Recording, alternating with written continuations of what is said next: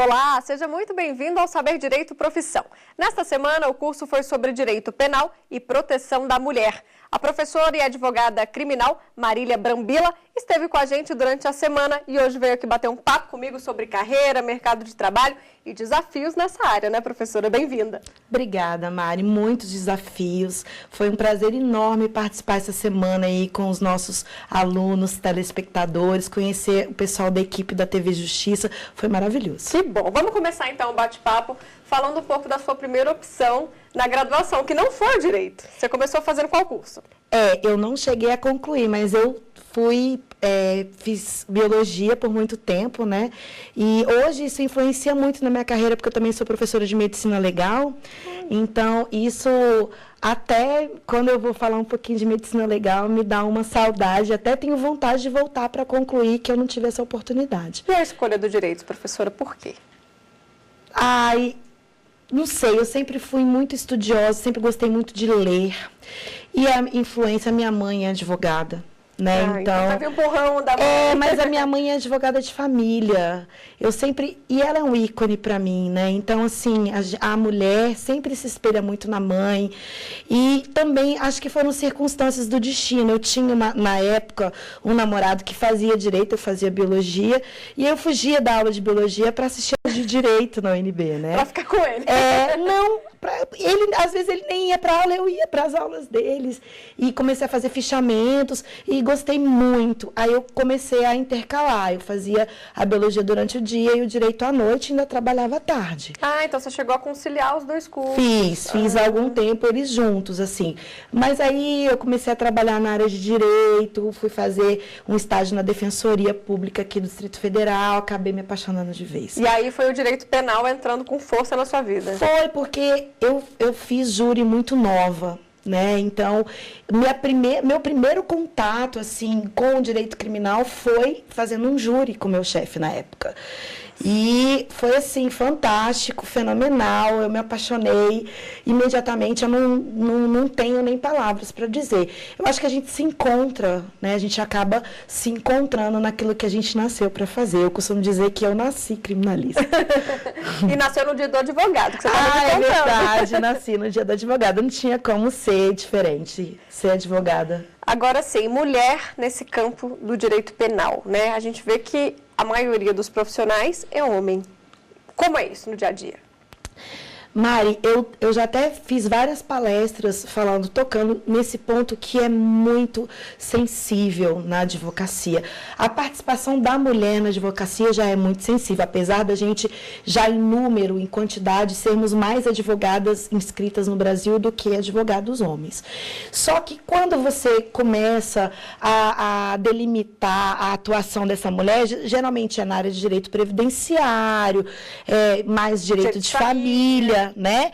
E aí é um mundo muito dos menininhos da advocacia criminal. Eu acho até pelo tipo de questão, o tratamento com os clientes, a própria segurança pessoal, a entonação de voz, os lugares que a gente precisa ir, né? É diferente você sair da sua casa para atender um cliente do seu escritório e você ter que ir num presídio para falar com o seu cliente. Eu ia te perguntar isso do dia a dia e a primeira impressão. A primeira vez que você chegou, né, numa penitenciária, qual que é aquela impressão, a energia do lugar? Tudo isso conta também, né? Conta, Mari. Assim, a primeira impressão que eu tive como pessoa foi assim, que lugar horrendo, né? Como que nós, seres humanos, precisamos enjaular os outros para fazer com que eles não estejam convivendo conosco e até cumpram as leis, né? Acho que o primeiro choque foi esse. Poxa, que lugar estranho. Mas aí depois, com a desenvoltura da profissão, eu fui compreendendo que realmente nós precisamos melhorar muito o nosso sistema penitenciário. Hoje, aqui no Distrito Federal, a gente já tem um apoio nas salas dos advogados muito boa.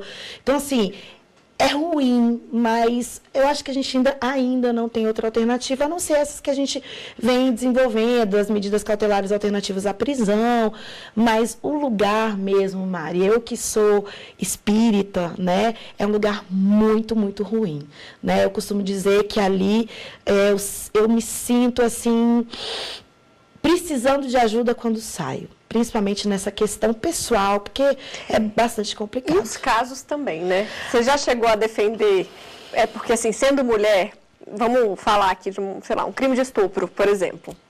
Mari, já defendi, mas o que acontece? Todo mundo precisa ser bem defendido, né? Eu acho que todo cidadão, qualquer pessoa, o papel do advogado é fazer uma boa defesa. E é claro que cabe a mim escolher os casos que eu vou atuar ou não.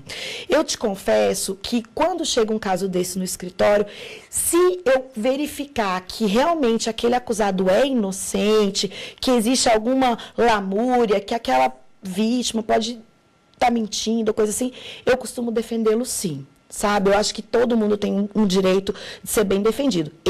E acredito que os outros profissionais precisam defender bem seus clientes, eles tendo praticado ou não esses crimes, eles precisam ser bem defendidos. E a sua família? Quando você falou assim, vou fazer direito penal, vou para delegacia, vou para cadeia, vou ter contato, e aí? Mari, eu queria ser polícia, né? Então, assim, o meu pai é policial, né? Meu pai é policial aposentado, então eu tenho essa perspectiva em casa, eu sei muito bem como é que funciona. Então, eu tentei, sim, fiz vários concursos para delegado de polícia, reprovei na prova física, né? Fui teimosa, fiquei vários anos tentando, antes de me assumir como advogada, queria muito ser polícia. Só que, o que acontece? Quando você entra nesse mundo, assim como qualquer outra profissão, você tem que conseguir separar o seu lado pessoal do lado profissional. E eu acho que eu consigo fazer isso muito bem.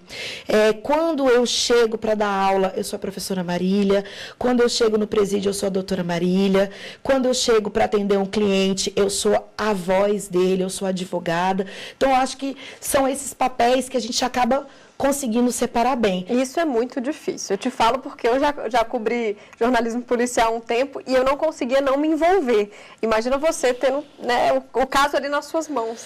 Mari, eu fiz tudo o que eu podia por ela. Eu fui advogada, eu fui mulher, eu fiz o acolhimento, tudo aquilo de técnica que a gente trabalha, que a gente identifica de proteger aquela vítima, de conscientização, de fazer ela entender que ela precisa de acompanhamento, não só jurídico, mas psicológico. E eu fiz. Mas mesmo assim te dá aquela sensação de impotência, de falar, poxa, o Estado ainda não é capaz de proteger integralmente aquela mulher. Eu queria poder guardá-la dentro de uma caixinha e falar assim, eu te protejo, mas ainda não é possível.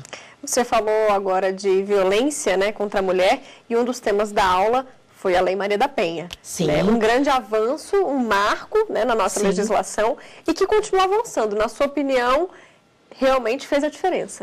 Fez, Maria. Eu advoguei na época que não existia Maria da Penha, não existia essa forma de ação afirmativa de garantir os direitos das mulheres. Então, por exemplo, eu já atuei em casos em que a mulher demorava 15 dias para conseguir voltar para casa para pegar seus objetos pessoais, porque não existia, a gente tinha que fazer na época uma ação de busca e apreensão de objetos pessoais que nem existia. Nossa. E aí a gente ficava esperando o juiz decidir, uma liminar, ia para o promotor de justiça.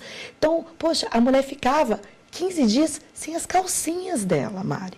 Então, isso da lei permitir que a autoridade policial vá até o local, pegue os objetos dessa mulher, encaminhe ela para uma casa-abrigo, tudo feito já na autoridade policial, isso não tem preço, Mariana, não tem preço. Só quem sabe, quem viveu antes da Lei Maria da Penha, como era complicado você proteger essa mulher. Hoje é muito mais fácil. A gente já está no segundo momento, que é de aperfeiçoar a lei, de ver o que deu certo, de cada vez mais trabalhar o acolhimento, a profissionalização desses profissionais que estão junto com essa mulher. Você falou também de técnicas, né, de acolhimento. Você também tem que atuar nessa vertente também, né? Além de advogada, tem que ser um pouco psicóloga também, para entender aquele momento. Eu não sou psicóloga, eu sou estudiosa da psicologia, né? A gente acaba tendo que entrar muito nessa seara. Por exemplo, eu fui atender uma cliente no sábado e ela está tão vitimizada, ela está tão fragilizada, tão vulnerável, que ela não conseguiu nem falar comigo, né? Então, eu que estava ali disposta, fui procurada como advogada e ela não conseguiu nem falar, ela não conseguiu olhar nos meus olhos, ela não conseguiu expressar o que ela estava sentindo. Então, já foi um avanço dela saber que ela precisava conversar com o advogado. Então, imagina, você sair de casa vítima de violência doméstica, procurar um profissional, procurar uma delegacia, são vários passos que essa mulher precisa seguir e precisa ser firme.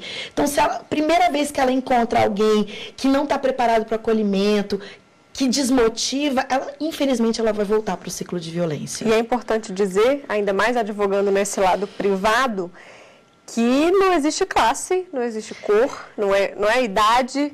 O que você vivencia no dia a dia? Mariana, sem dúvida, a estatística do CNJ mostrou que, claro, a maioria realmente é da classe menos favorecida. Nós temos ainda esse problema social. Os registrados. A cifra oculta da classe mais alta é muito grande.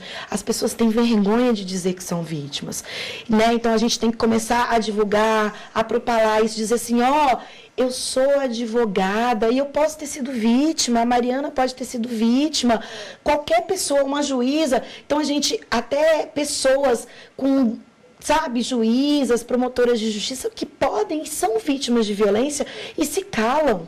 Né? Então, a gente não pode deixar, a gente tem que dar o exemplo, né? A gente tem que dizer, pode acontecer comigo, pode acontecer com você, identificar esses sinais, né, que acontecem nessa relação. Você tem que identificar muitas vezes o que é proteção, o que é constrangimento.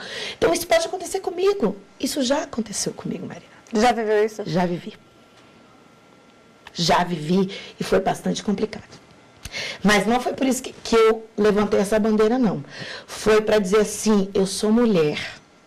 E eu posso passar, e eu conto isso para meus alunos, eu, do jeito que vocês me olham e falam assim, nunca que a Brambila pode ter sido vítima de violência. Eu fui vítima de violência, sim. E tinha os sinais, e a gente vai confundindo esses sinais. E aí, quando você vê, você se depara, você está no ciclo de violência e nem percebeu, mesmo conhecendo o assunto. E aí, eu decidi sair como pessoa do ciclo quando eu cheguei para defender a minha manicure, na época. Ela tinha apanhado no marido, tadinha, ela estava com o olho roxo. E eu cheguei na audiência dela, em cima da mesa, tinha uma cartilha do Ministério Público de Violência. E comecei a olhar aquela cartilha e eu estava naquele relacionamento. E você se viu ali naquela descrição. E acho que eu estava com medo de me entender como vítima, sabe? Aí eu comecei a olhar aquela cartilha e falei, meu Deus, estou preenchendo todos os itens. Está na hora de mudar, está na hora de respirar. Então, não ter vergonha, eu não tenho vergonha, não tem que ter vergonha de dizer, um dia eu me fiz vulnerável, eu estive vulnerável. Poxa, Constituição protege criança e adolescente como vulnerável, Constituição protege idoso como vulnerável, mulheres que podem estar numa situação de violência doméstica. Então, olhar para o outro e não julgar, né, Mariana? Assim, se olhar e assim, o acalanto a essa mulher. Eu acho que a família tem que respeitar muito a vontade dela, mas tem que abrir os olhos dela, tem que falar, eu vou te acolher, você é mulher, se entenda. Eu acho que o principal, o ponto crucial para a mulher sair é ela se ver como vítima. Na hora que ela se entende como vítima, porque muitas pessoas, não, como assim? Ele cuida de mim, não, ele está me protegendo, que isso? Ele tem o direito de olhar meus aplicativos de conversa, ele tem o direito de ter a senha da minha rede social. Não, ele não tem. Isso é um combinado, isso é um acordo.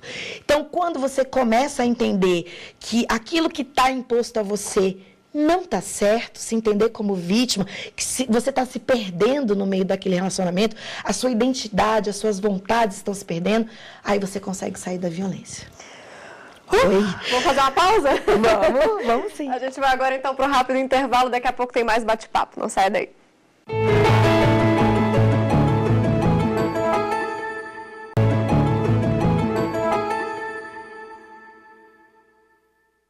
Estamos de volta hoje aqui com a professora de Direito Penal, Marília Brambila, e neste segundo bloco a gente vai saber um pouco mais sobre o mercado de trabalho para quem se especializa nesta área. O direito penal é o ramo do direito que estabelece e regula a punição dos crimes ou delitos através da imposição de determinadas penas, como a reclusão em estabelecimento prisional, por exemplo. O direito penal é uma área ampla, que oferece vários caminhos profissionais. Quem se especializa nesta área pode atuar como advogado criminalista, defensor público, delegado e magistrado. A média salarial é a partir de R$ 2.500. Então, professora, no primeiro bloco a gente já tinha falado de algumas possibilidades, agora a gente viu também que existem mais algumas, e eu queria falar da sua carreira. Hoje você advoga, tem um escritório particular. Sim. E essa é uma possibilidade bastante comum, né, no direito penal. Sim, sim. Mari, eu costumo dizer que é um desafio, a pessoa nasce para ser empreendedora. Então, a advocacia tem muito a ver com empreendedorismo, com criatividade, nós temos um problema muito grande com propaganda de serviços. Então, você tem que se vender como profissional, um bom profissional, sem ferir o estatuto de ética, né? O nosso código de ética. Então, isso é um desafio diário. Difícil, né? É boca a boca, você atende bem um cliente, aí depois esse cliente te indica para outro. Então, é um trabalho de formiguinha, né? Mas vale muito a pena. Eu costumo dizer, que nem eu já te falei, que eu não conseguiria ser outra coisa hoje que não fosse advogada. Mas a gente sabe que no direito nós temos milhares de possibilidades, né? A gente tem a magistratura, a gente tem a promotoria, nós temos aí a Advocacia Geral da União, nós temos uma coisa que pouco se falam, que eu falei na aula também, que é o Ministério Público Militar, que é muito bacana, né? É um direito bastante especializado, e eu adoro o direito penal militar, é muito bacana. Nós temos promotoras muito legais, defensoras que atuam na justiça militar também. Então, é um mercado muito amplo. Isso é policial, né? Então, a gente tem aí várias carreiras policiais também que precisam do direito. Então, assim, é muito, muito interessante. E, lógico, estudar direito por estudar também, para você se satisfazer pessoalmente, para você se conhecer como cidadão, né? Então, também é muito importante. E além da área acadêmica, né? Porque dar aula também é muito comum entre os advogados. Você deu aula há muito tempo, hoje está no ramo da web, né? Com vídeo aula. Mas me conta um pouco também como é essa troca com o aluno dentro de sala de aula. Maria, é um desafio sempre.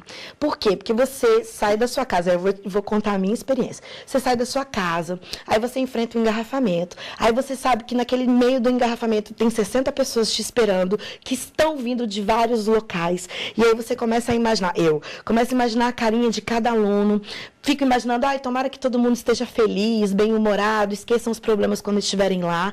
E eu quero estar lá dentro da sala de aula, né? Então, o meu maior desafio, e eu gosto muito da sala de aula, que aquele tempo que você está ali interagindo com aquelas pessoas, são só vocês. E essa interação é difícil você pegar essa atenção toda, né? Não, eu acho que quando você está lá e você só pensa em estar lá, que você olha para o seu aluno se ele está sorrindo, se ele está prestando atenção, se ele está no celular, quando você quer ele com você, se você quer ele raciocinando com você, eu acho que dá certo.